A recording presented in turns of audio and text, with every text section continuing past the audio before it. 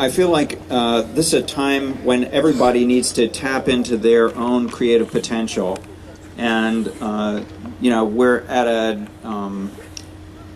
really fascinating juncture in evolution, and so things are being set off within us that are driving us toward our own higher possibility. And I think that at some points in my life as an artist, I could not see that at all. But then looking back on things, there seems to have been a real plan to it. So let me share this work with you and see if it resonates with your own journey. This is a artwork that my mother saved. When I was 5 years old, I did a skeleton. And it's fascinating to me because I continue to paint skeletons. I'll paint one tonight. Advanced 5 years, and I was 10 years old, and this is a painting I did of the Grim Reaper. And so the subject was mortality. And this is something that I think that everyone confronts and avoids, and is probably a prerequisite to having a spiritual life. So advanced 5 more years, and I was 15, and I was dedicating myself to being an artist. This is kind of an arrogant little self-portrait.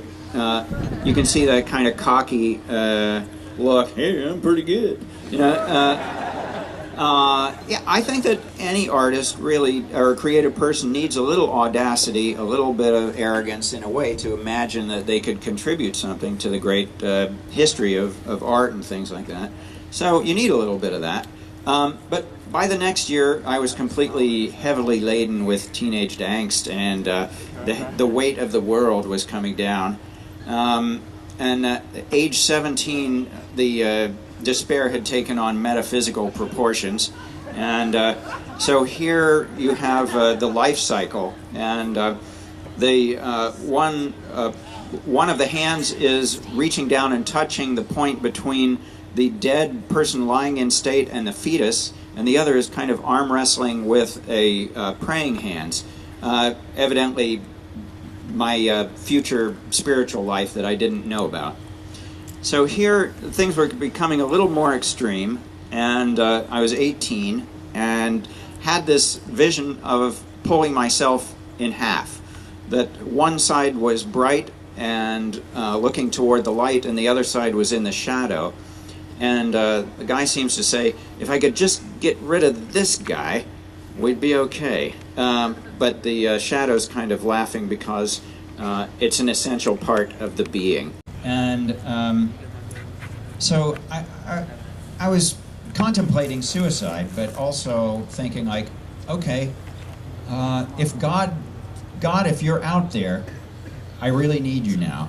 And I was kind of an existentialist, agnostic, and just figured like, oh, what the hell?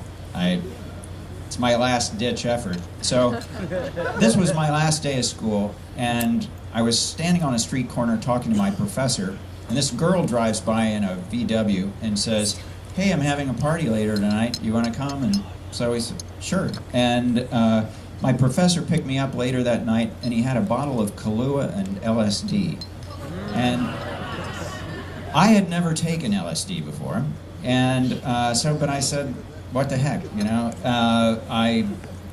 So I drank about half the bottle, got to the party, and the girl asked what was in the bottle. I gave it to her and told her. She drank the rest of it. And so I sat there in her apartment, and I had this amazing vision. And this is a painting from that vision. When I closed my eyes, I felt like I was in a tunnel. I was in a really dark tunnel, but I was spiraling toward the light.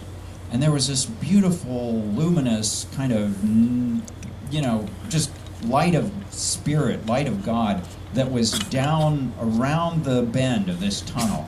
And so this put my whole life in perspective. I was in the dark, but I was going toward the light. And at that moment, I also saw that it was gray that connected these opposites. So that's when I decided to change my name to Gray. The amazing thing was that this girl was my wife-to-be, Allison, and so we got together. I met divine love in the flesh in the form of my wife, and sort of met God in this light, in this mystical experience. So really, within 24 hours of praying, my life had completely turned around. So that was 33 years ago. I had to get a job, and I was really interested in death, as you could see from my earlier drawings. So I got a job in a morgue, preparing bodies. And I was becoming very interested in consciousness, because consciousness comes in the box of the body. And so I knew that if I wanted to make art about consciousness, I'd have to study the body in depth. This is what I did from day to day. I prepared bodies for medical students. And I decided at that time, hey, why don't I do some performances in the morgue? Not really a great idea, but... so my first performance was called Deep Freeze, and there was about 40 bodies in this freezer, and I decided that I'd stay in there for 5 or 10 minutes and see if I could get in touch with their spirit. It was very cold. And I was just beginning to feel like I might just a little bit get in touch with them. But I did a variety of things to provoke the spirits. This piece was called Life, Death, and God, where I hung with my ankle tied to a cadaver. Then there was a piece called Monsters, where I looked at these beautiful monstrosities that were teratological specimens. They were basically malformed fetuses. And I took photographs of about 30 of them. But then about a week after I'd taken these photographs, I was awakened in the middle of the night, and I saw this particular one hovering in front of me. And it said, now it's time for you to come with us. And it was really a creepy voice. It was really like it was a lot of voices speaking through this one particular malformed fetus, which I don't ascribe any evil to in this photo, the real thing, but in my vision it was really, really malevolent. And so I didn't know what to do. I thought I was for sure going crazy. And then I just started intoning divine love is the strongest power. And kept repeating that, and eventually, after kind of a tug-of-war over my soul, a blue light appeared, and it introduced itself as Mr. Lewis, and he said he'd keep an eye on me until I stabilized. And so, thank you, Mr. Lewis. It really changed my life. Let's see. Here we go. So these were some of the beautiful beings that I photographed, the Thoracophagous twins and Dicephalics, and the Sirens, little mermaid, you can see the little flipper down there, and a Cyclops. So Allison was really helping me with my performances, and this was, she was photographing many of them, but this was the first one she appeared in, and this was called God's Art. Working in this Museum of Anatomy, I thought, well, all these things, all these skeletons and things are there because of this one act of love, and that's really God's art. So we started doing performances together a lot. And this was a piece called Meditations on Mortality. She's in white grease paint, I'm in black grease paint, and we're sitting on this yin-yang symbol. I'm contemplating death. Now, at a certain point in the meditation, we stepped outside of the circle of duality and went under a strobe light and sensuously merged our pigments and became gray.